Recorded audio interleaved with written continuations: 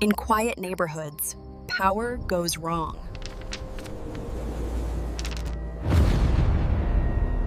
I heard my daughter screaming before I even saw her. It wasn't pain alone. It was fear. The kind of fear that freezes your blood because you know something has gone terribly wrong, and you're already too late. I turned the corner of our street and saw my disabled daughter on the ground. A grown woman gripping her hair. And a crowd of neighbors standing there, doing nothing. I arrived 30 seconds later than I should have. And in those 30 seconds, everything changed. My daughter, Lily, was 12. She had a neurological condition that affected her balance and muscle strength. Some days she walked fine. Other days she needed help. On bad days, she used a mobility aid.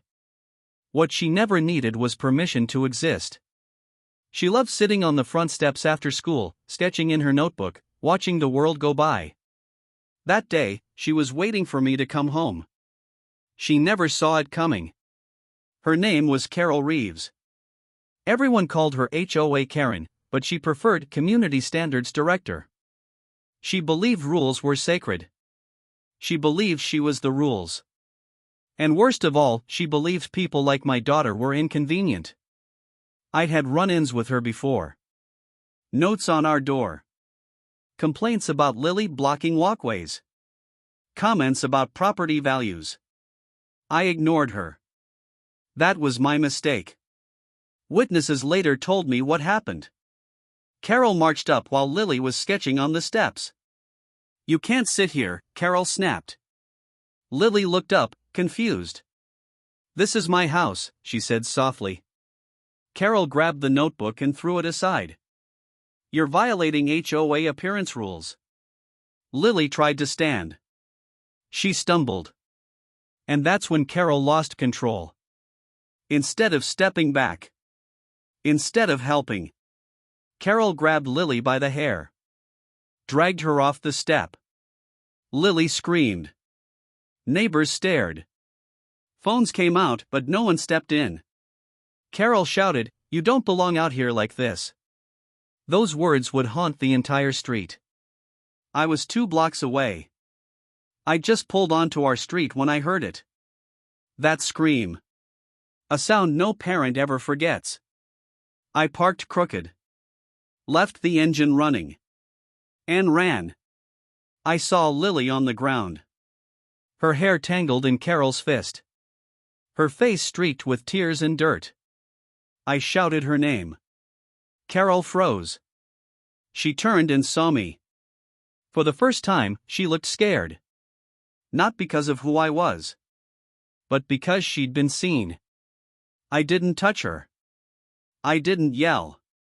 I said one sentence. "Let go of my daughter." My voice didn't shake. Carol released her like she'd been burned. Lily crawled toward me, sobbing. I wrapped my arms around her and felt her shaking. She whispered, "I was scared, Dad." "I know," I said. "I'm here." Sirens could already be heard. Someone had finally called the police. Carol backed away, stammering. She was trespassing, she was disruptive. I stood up slowly. "Not another word," I said. The neighbors realized something then. This wasn't an HOA issue anymore. This was a crime. The first patrol car pulled up less than a minute later. Lights flashing. Doors opening. Voices calm but firm. Everyone stepped back. Carol tried to speak first. She always did. She was causing a disturbance, Carol said quickly. I was trying to help. The officer looked at Lily, curled into my side, shaking, dirt in her hair, tears on her cheeks. "Ma'am," he said, "help usually doesn't look like this." Something shifted then. One neighbor stepped forward. Then another. "I saw her pull the girl by her hair," a woman said. "She fell," a teen added. "She couldn't stand up." Phones were handed over. Videos played. Different angles. Same story. Carol approaching aggressively. Carol grabbing. Carol dragging. No provocation. No threat. Just power used cruelly. At first, Carol insisted Lily had refused to comply. Then she said Lily fell on her own. Then, after watching the videos, she stopped talking altogether. The officer asked calmly, "Do you have any reason you put your hands on a minor?" Carol's mouth opened. Closed. "No," she said quietly. That answer mattered. Paramedics arrived and knelt beside us. They spoke gently. They checked her vitals. They asked permission before every touch. The contrast was painful. "She'll need a follow-up exam," one medic said. "But she's stable." Lily squeezed my hand. "Am I in trouble?" she whispered. "No," I said. "You did nothing wrong." Carol tried one last time. "I'm with the HOA," she said. "We have authority." The officer cut her off. "Not over assault," he said. "Not over a child." He turned to his partner and nodded. "Ma'am, you are being detained." The click of cuffs echoed down the street. Neighbors gasped. Carol looked around, stunned. "This is a misunderstanding," she said weakly. But no one answered her. At the station, the room was quiet. Carol sat across from two detectives. They didn't raise their voices. They didn't need to. They placed a tablet on the table and played the videos again. "This isn't about rules," one detective said. "This is about what you did." Carol stared at the screen. For the first time, she looked small. By evening, the list was clear. Assault on a minor. Battery. Abuse of authority. Civil rights violations. Because Lily was disabled, every charge carried heavier consequences. Carol asked for a lawyer. She didn't ask for an HOA board member. She knew better now. That night, Lily sat on her bed, wrapped in a blanket. "Why did she hate me?" she asked. I chose my words carefully. "She didn't hate you," I said. "She wanted control." And she was wrong. Lily nodded slowly. "I don't want to be scared anymore." "You won't be," I promised. By morning, the story was everywhere.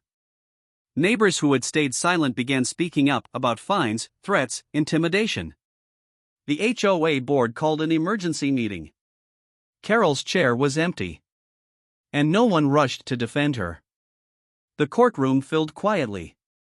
No shouting. No theatrics. Just the weight of what had happened. Carol Reeves sat at the defense table, hands folded, eyes fixed on the wood grain in front of her. The title she once clung to meant nothing here. Across the aisle, Lily sat beside me, small, wrapped in a sweater, brave. The prosecutor spoke plainly. "This case is about a child," she said. "A disabled child who was harmed because an adult chose control over compassion." The defense tried to soften it. "A misunderstanding," they said. "A moment of stress." The judge's expression didn't change. Videos rolled. From 3 angles. Clear audio. No gaps. Carol grabbing Lily's hair. Dragging her. Lily crying out. The courtroom stayed silent because there was nothing to argue. Doctors testified about Lily's condition. How sudden force increases fall risk. How fear compounds trauma. How recovery isn't just physical. A child advocacy expert followed. "Authority without training," she said, "is dangerous, especially around minors." Lily chose to speak. Her voice was soft, but steady. "I thought I was in trouble," she said. "I thought no one would help." She paused. "I just want to feel safe at my own house." More than one juror wiped their eyes. The jury returned sooner than expected. On all counts, guilty. Carol's shoulders dropped. The room exhaled. The judge spoke carefully. "You abused authority. You harmed a child. And you attempted to justify it." The sentence followed. Jail time. Mandatory counseling.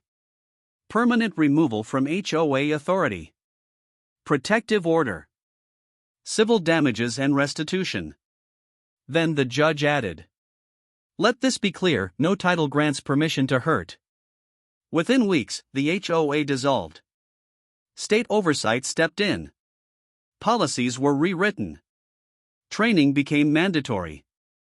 Emergency response rules were posted publicly. What had once been fear became transparency. Lily's recovery wasn't instant. But it was real. She returned to the steps she loved, this time with neighbors sitting nearby, not watching silently, but watching out. One afternoon, she looked up at me. "Dad?" "Yes?" "No one can touch me like that again, right?" I shook my head. "Never. Power isn't loud. It doesn't grab. It doesn't humiliate. Real power protects, especially the vulnerable. And when someone forgets that, the law remembers.